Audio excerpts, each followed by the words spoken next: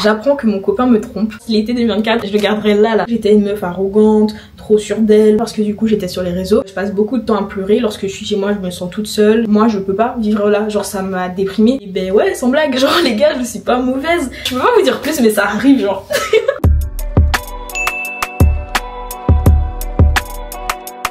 Bon, juste avant de commencer la vidéo, je vais te demander de faire preuve d'imagination. Tu vas t'imaginer quitter chez toi, ta famille, ta maison, tes amis, tout ce que tu aimes en fin de compte et tout ce que tu connais depuis ton plus jeune âge pour partir à plus de 6000 km de chez toi. Mais du coup, cette situation que je t'ai si bien décrite, c'est tout simplement ce que j'ai vécu en 2023 et que je vis encore jusqu'à présent. Donc à travers cette vidéo, je vais vous partager tout simplement mon expérience, comment je l'ai vécu, comment ça s'est passé pour moi, cette transition qui a été très compliquée, vous allez le voir. Tout ça, ce sera imagé, je vais vous mettre quelques petites images à l'écran pour que mon récit soit un peu plus intéressant.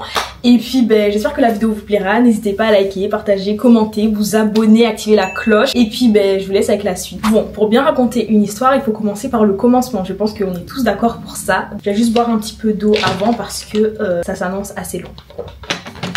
C'est trop bon. Il était une fois en 2005 une petite fille qui va naître, qui va porter le nom de Axel. Donc cette petite fille va naître en Guadeloupe et va grandir en Guadeloupe. Bon, j'avoue, je suis remontée un petit peu loin, mais on va avancer dans le temps. Mais faut bien que vous compreniez que je suis née en Guadeloupe, j'ai grandi en Guadeloupe, je respire la Guadeloupe, je vis pour la Guadeloupe. Je pense que ça se voit d'ailleurs. Bref, on va un petit peu avancer dans le temps et on va arriver à l'année de lycée. Donc j'ai fait toutes mes années de lycée en Guadeloupe et du coup arrive le moment assez important en classe de terminale, c'est le moment des vœux sur Parcoursup. Donc c'est une période assez stressante, je sais, et moi elle était d'autant plus stressante parce que d'une part je ne savais pas ce que je voulais faire de ma vie et d'une autre part je ne savais pas où j'allais aller. En fin de compte, après des heures de recherche, des heures passées avec des conseillères d'orientation, au CIO, etc., j'ai enfin trouvé les études que je voulais faire. C'était un BUT en technique de commercialisation. Donc pour celles et ceux qui ne savent pas ce que c'est tout simplement tout ce qui touche à la vente, au marketing et à la communication. Et donc ça, j'ai décidé de le faire en France parce que cette formation n'était pas dispensée en Guadeloupe. Donc j'ai dû choisir où partir en France. Là, j'ai fait une chose très bête, les filles. Genre quand je vous dis que c'est bête, c'est vraiment ici au niveau de la connerie. C'est-à-dire que j'ai décidé de partir dans la zone où mon copain partait. Parce que à l'époque j'étais en couple, mon copain allait en Île-de-France et moi, vu que je ne connaissais pas plus que ça la France, ma famille du côté maman était en Alsace et que je savais que je ne voulais pas aller en Alsace, je me suis dit pourquoi pas aller là où mon copain irait. Parce que je me suis dit ce serait cool, on va habiter à côté, on va pouvoir se voir, on va pouvoir passer du temps ensemble, je ne serai pas toute seule. Je ne serai pas toute seule, retenez bien cette phrase. Je ne serai pas toute seule, c'était mon objectif d'aller en Île-de-France, c'était de ne pas être seule parce que je voulais être avec mon copain, d'accord? C'était l'objectif initial. Du haut de mes 18 ans, je me suis dit parfait, il va en Île-de-France, je ne connais pas l'Île-de-France mais je vais aller en Île-de-France parce que j'ai confiance en lui et j'ai confiance en lui. Donc on va partir en Île-de-France. C'était vraiment ma seule motivation. Donc arrive la fin de l'année scolaire, on est diplômé, on a notre baccalauréat. C'est enfin le moment pour nous d'être en vacances et on compte bien en profiter. Donc pendant cet été, je profite, je vis ma best life, etc. Je vois mes copains, mes copines, on sort, on va à la plage, etc. Vraiment, je vis mes meilleurs moments avant de quitter la Guadeloupe pour un bon bout de temps. Et là, durant cet été, j'apprends une nouvelle qui va tout simplement changer beaucoup de choses, qui va changer énormément de choses d'ailleurs. J'apprends que mon copain me trompe, donc copain avec qui j'étais pendant 2 ans et demi et avec qui je comptais rester encore pendant longtemps en fait. Je suis encore en Guadeloupe à ce moment-là, donc mon monde s'effondre littéralement sous mes pieds. Et rappelez-vous ce que je vous ai dit tout à l'heure, c'est que si j'ai décidé de partir en Île-de-France, c'était avant tout parce que mon copain vivait en Île-de-France et pas très loin de là où j'avais décidé de loger et de choisir mon école. Comment vous dire que là c'était vraiment super, j'avais vraiment pris toutes mes décisions par rapport à lui et là j'apprends qu'il me trompe. J'aurais pas pu imaginer mieux comme scénario. Donc les filles, si je peux vous donner un bon conseil, c'est de ne pas prendre vos décisions par rapport à un garçon parce que les garçons ça va, ça vient dans la vie. Donc là vous comprenez que c'était un peu compliqué pour moi. Le départ en France qui s'annonçait déjà compliqué parce que j'allais quitter tout ce que j'aime s'annonçait d'autant plus difficile maintenant que je savais que j'allais vivre réellement seule en France et que j'avais plus personne sur qui compter quoi. J'aurais pas pu me dire ah j'ai mon copain pas loin. Non, là j'étais vraiment seule. Arrive le grand jour, c'est le jour de mon départ, donc j'arrive en Hexagone. Ma mère m'a accompagnée du coup pour m'installer dans mon logement Crous. Malheureusement elle a pas pu rester non plus éternellement parce qu'elle devait reprendre le travail et même moi il fallait forcément à un moment donné que je vive seule dans cet appartement. Le jour de ma rentrée scolaire, j'ai dû dire au revoir à ma maman qui du coup est rentrée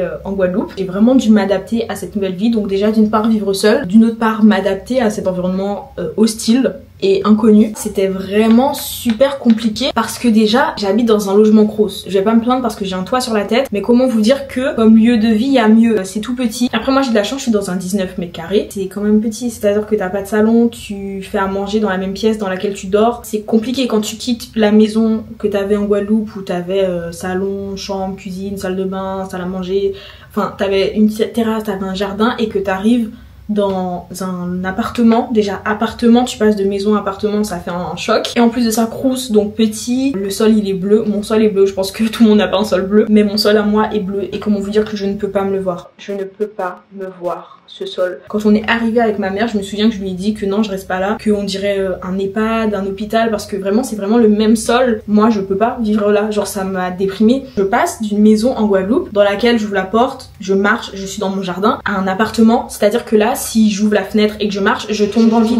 Il y a pas de j'atterris sur un sol, de la verdure ou autre, genre vraiment il y a pas ça. Ensuite la mentalité des gens a été un point qui m'a heurtée également parce que moi je suis habituée à la mentalité guadeloupéenne, antillaise, caribéenne, enfin genre on est assez ouvert quand il y a des gens qui viennent, on est assez avenant, on a la joie de vivre, enfin on est comme ça, c'est comme ça qu'on vit. Et là c'est pas du tout ça. Déjà moi je suis quelqu'un de base, quand je marche dans la rue et que je croise quelqu'un, je vais lui dire bonjour parce que j'ai été élevée comme ça, parce que en Guadeloupe c'est comme ça. Ici je marche dans la rue, je dis bonjour à quelqu'un, il y a une chance sur deux que je me prenne un vent. Peut-être c'est tout bête et peut-être que je dramatise la chose, mais je vous promets que quand tu passes d'une île où les gens sont chaleureux à la France où les gens ils sont secs, ils sont... y a pas de joie de vivre, ça te met un coup au moral. Même si toi t'essayes d'être souriant, d'être solaire, d'être joyeuse, etc. Au bout d'un moment, forcément ça va impacter ton moral. Tu vas voir que oui, en fait, la France c'est pas fait pour toi.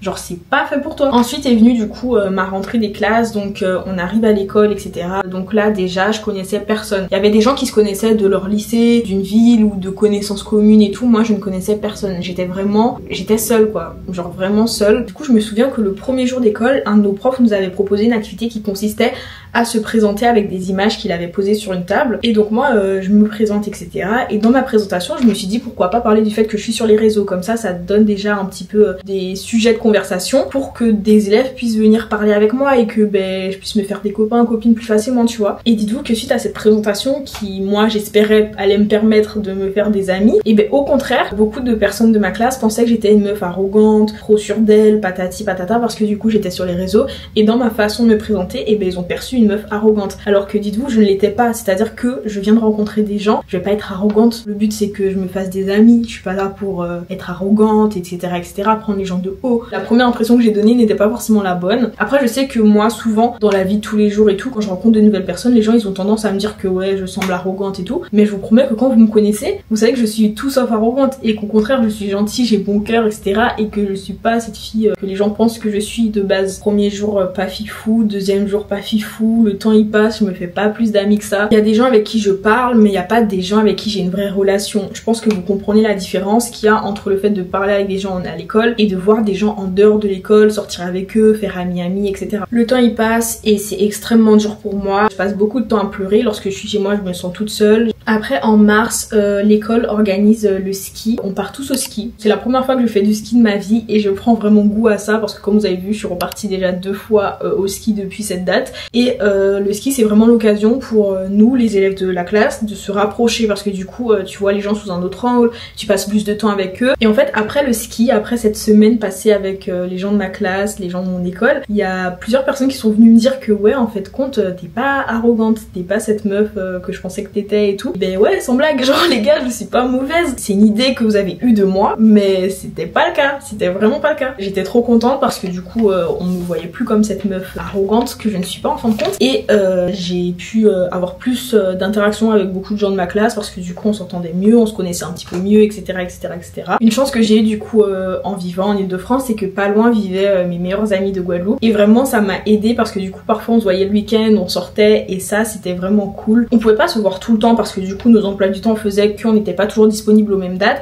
mais les fois où on se voyait, ça me faisait tellement du bien parce que du coup, ça me permettait de retrouver mes meilleurs amis et aussi d'être de nouveau avec des antillaises parce que oui, c'est différent, c'est pas pareil quand tu traînes toujours avec des gens de France et quand tu traînes toujours avec des Antillais, genre c'est vraiment deux mondes différents. Des gens qui connaissent la même chose que moi, on vit la même chose, on est toutes en France parce que on peut pas être en Guadeloupe, on est toutes là, c'est compliqué pour nous, enfin on se retrouve. Et après cette semaine de ski vient le moment de mon stage de première année, donc ce stage il durait 1 mois et j'ai eu la chance de le faire en Guadeloupe. Comment vous dire que là, je pense que toutes les personnes qui sont parties, qui ont quitté la Guadeloupe pendant une longue période et qui sont rentrées à un moment, vous avez profité de ce moment mais comme jamais, c'est-à-dire que la semaine j'allais à mon stage, mais déjà le soir après mon stage et même les week-ends je sortais, je profitais, je vivais, genre j'ai vécu, j'ai revis. Non, ça se dit pas comme ça, mais vous avez compris. C'était trop bien. J'ai vécu ce mois de stage à 1000 à l'heure. Et après, malheureusement, j'ai dû partir en France, terminer mon année. Mais en fait, comment vous dire que là, j'étais assez motivée pour terminer mon année. Parce qu'en fait, je savais que dans 1 mois et demi, j'allais revenir pour passer mon été en Guadeloupe. Et que du coup, j'allais juste passer 1 mois en France, 1 mois et demi. Et que ça allait le faire parce qu'après, j'allais revenir, etc.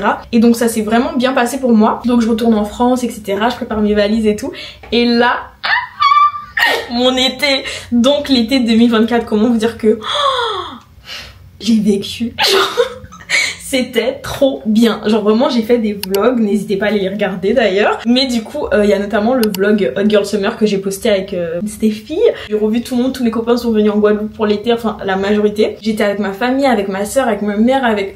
j'étais trop contente, je pense que c'est le meilleur été de ma vie. Jusqu'à présent, durant mes 20 ans d'existence, l'été 2024, je le garderai là. Jusqu'à la fin de ma vie, c'était trop bien. Et en fait, cet été, si je l'ai tellement bien vécu, c'est aussi parce que c'est la première fois que j'étais bien dans ma tête. C'est-à-dire que je vous explique parce que là, on dirait juste une folle de la gare. En gros, ce que je vous ai pas très bien expliqué, en fait, une fois que mon ex m'avait trompé, j'ai pas totalement coupé les ponts avec lui. C'est-à-dire que, étant donné, enfin, je vais pas justifier parce que c'est pas la bonne vidéo pour vous expliquer tout ça. Mais en gros, je suis restée en contact avec lui. C'était une relation très toxique. Donc certes, on n'était plus en couple, mais le fait qu'on reste en contact et que du coup ça impacte forcément mon mental, mon état d'esprit, mon bonheur, forcément j'étais pas bien. Et cet été là 2024, j'avais enfin coupé les ponts définitivement avec mon ex du coup maintenant. Du coup j'ai vraiment pu vivre cet été comme je voulais, comme je le sentais. J'étais accompagnée des personnes que j'aime le plus sur cette terre.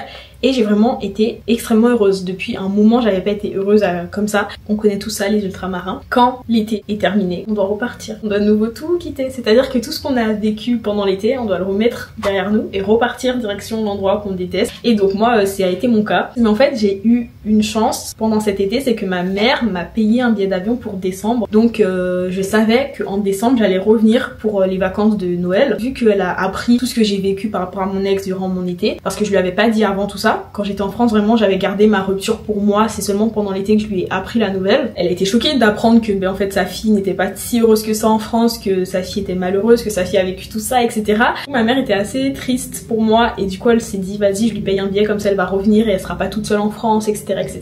Tous les mois que j'ai passé de septembre à décembre, j'avais ce petit truc de me dire bientôt tu rentres. Je sais que septembre, début d'année, je pleurais des fois, ça m'est arrivé de pleurer en cours, genre des fois j'étais comme ça. Et genre là j'avais une larme qui commençait à couler parce qu'en fait je pensais au fait que j'étais pas heureuse. Après ce qui a aussi fait que cette rentrée là a été plus facile que la première, c'est que déjà cette fois-ci j'avais des copines que j'avais pas l'an dernier. L'an dernier ma rentrée j'étais vraiment toute seule, j'apprenais à connaître les gens seulement, ça m'a quand même beaucoup aidé. Après je vais pas citer le nom de toutes mes copines parce que vas-y relou à faire. J'avais par exemple Préfina que vous connaissez parce que si vous me suivez sur les réseaux vous l'avez déjà vu plusieurs fois, même sur YouTube d'ailleurs elle a déjà apparu dans plusieurs de mes vidéos. Par exemple Préfina, on sort après les cours, on se voit, etc. Et ça vraiment ça aide énormément d'avoir quelqu'un comme ça. Donc voilà, septembre, octobre, novembre, décembre je passe en France. Je suis saoulée du fait d'être en France, mais en même temps je me dis que je rentre bientôt, du coup ça va. Décembre j'arrive en Guadeloupe et encore une fois c'est trop bien, je retrouve de nouveau tout le monde, mes copains, mes copines, je suis trop contente. En plus en décembre j'avais quand même une bonne majorité de mes amis qui étaient revenus en Guadeloupe pour les fêtes de fin d'année et c'était trop cool parce que du coup c'est nouveau tous retrouvés, on est sortis tous ensemble, on a profité et c'était encore une fois trop bien. Et malheureusement les vacances se terminent toujours, donc